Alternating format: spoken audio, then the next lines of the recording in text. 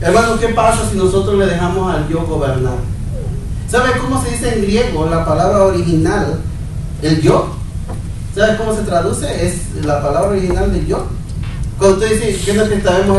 Él, tú, él, nosotros, aquellos, ellos, todos, nosotros. Yo se traduce en el griego ego. Entonces, es el ego que nosotros vivimos, ¿verdad? La vida de ego. Yo dejo lo que mi cuerpo, mi cuerpo me pida, lo que yo quiera, mi ego quiera, eso le voy a dar. Y eso nos lleva al camino de la perdición. Pero, esfuérzate, dice el Señor. Es una pelea ¿con quién? Con mi propio ego. Hermanos, es la pelea más difícil que yo he tenido en mi vida. ¿Por qué? Porque mi ego, es decir, mi yo, ¿sabe qué? Le gusta. ¿Verdad, sí o no? ¿Quién lo conoce mejor que su ego de ustedes? Vamos, él dice el ego, vamos a tal lugar.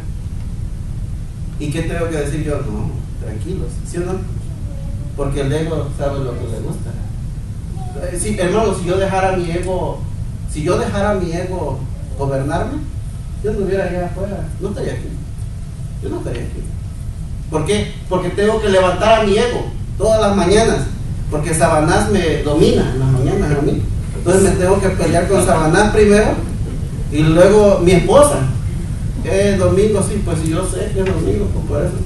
Y ahí estoy yo, con el yo peleando. No se quiere levantar. Por sus frutos los conoceréis.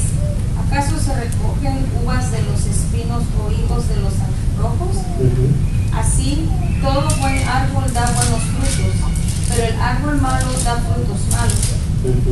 No puede el buen árbol dar malos frutos, ni el árbol malo dar frutos buenos. Muy bien. Todo árbol que no da buen fruto es cortado y echado en el fuego. Así que por sus frutos los conoceréis. Por sus frutos los conoceréis. ¿Cómo hablamos, hermano? Cuando hablamos, damos fruto. Ese es el fruto del abrojo. Ese es el fruto. ¿Usted lo comería? Ni nada más de mirarlo, ni le intentaría. No sabría, aunque esté dulce por dentro. Ese es el fruto que da el abrojo. ¿Qué es lo que damos nosotros cuando hablamos? ¿Verdad? Lo primero que sale debe de ser nuestro espejo. ¿Qué decimos cuando nos enojamos mucho? Ahí sale el verdadero ego.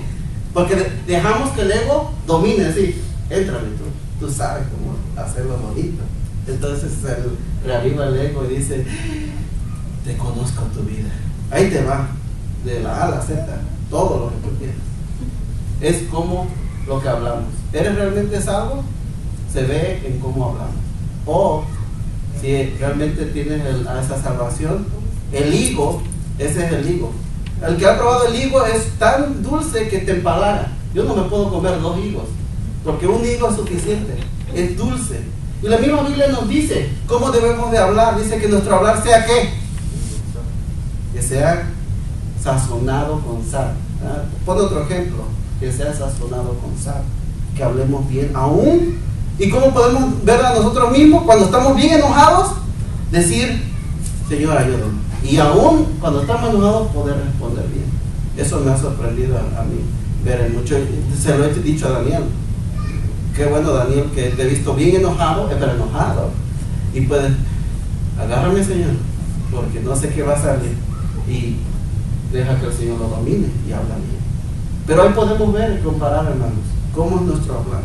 No todo el que me dice Señor, Señor estará en el reino de los cielos, sino el que hace la voluntad de mí, de mi Padre que está en los cielos. Muchos me dirán, en aquel día, Señor, Señor, no profeticemos. En tu nombre y en tu nombre echamos fuera demonios, y en tu nombre hicimos muchos milagros, y entonces me declararé, nunca os conocí, apartados de mí, hacedores de maldad. Muy bien. Hermanos, nosotros podemos ver ahora en la tele grandes predicadores, ¿verdad? Bueno, ¿qué se dice ya, no? Predicadores. Y necesitamos poner un ejemplo aquí. Necesitamos poner un ejemplo. Lo he tratado de evitar todo desde que lo hice, pero no lo puedo evitar. Así que un ejemplo claro es Benny Hinn. ¿Usted ha visto a Benny Hinn?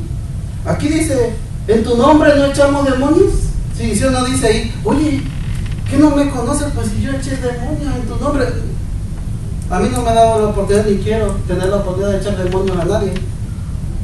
Pero hicimos milagros en tu nombre. O sea, son cosas que dice, son impactantes, que tal vez ninguno de nosotros lo ha podido hacer.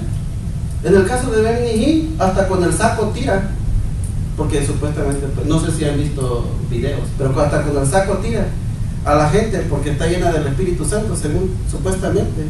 Pero vive una vida totalmente diferente. Está con una mujer casada. Eso no es. Cuando llegue Señor, el que usted entre a un hospital no lo hace sano. Y usted sabe, ya estoy sano completamente. Nada más porque entré ahí. No lo hizo sano. Ir a la escuela no lo hace inteligente. Ya salí, ya hace mucho. No, tampoco el entrar a la iglesia lo hace santo, ¿verdad?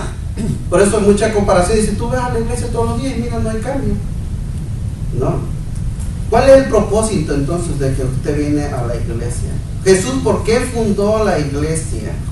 Y este es el propósito, y ahí está en Efesios, hermanos. Y les digo, y lo leo. Y él mismo dio a unos apóstoles, a otros profetas, a otros evangelistas y otros pastores y maestros. Aquí está el propósito, a fin de perfeccionar a los santos para la obra del ministerio, para la edificación del cuerpo de Cristo, hasta que todos lleguen a la unidad de la fe y del conocimiento del Hijo de Dios, a un varón perfecto, a la medida de la estatura y la plenitud de Cristo. O sea, hermanos, ¿tenemos tarea o no? Si nos ponemos a la medida de la estatura de Cristo, del 1 a Cristo, o sea, del 1 al 10 vamos a ponerlo. ¿Usted en qué número está? ¿En qué número estamos? Y luego dice, para que todos los que estamos aquí juntos lleguemos a esa medida. Hay un propósito por el cual venimos a este lugar. Cualquiera pues que me oye estas palabras y las hace, le compararé a un hombre prudente que edificó su casa sobre la roca. Descendió lluvia y vinieron ríos y soplaron vientos y golpearon contra aquella casa, y no cayó porque estaba fundada sobre la roca. Pero cualquiera que me oye estas palabras y no las hace, le compararé a un hombre insensato que edificó su casa sobre la arena.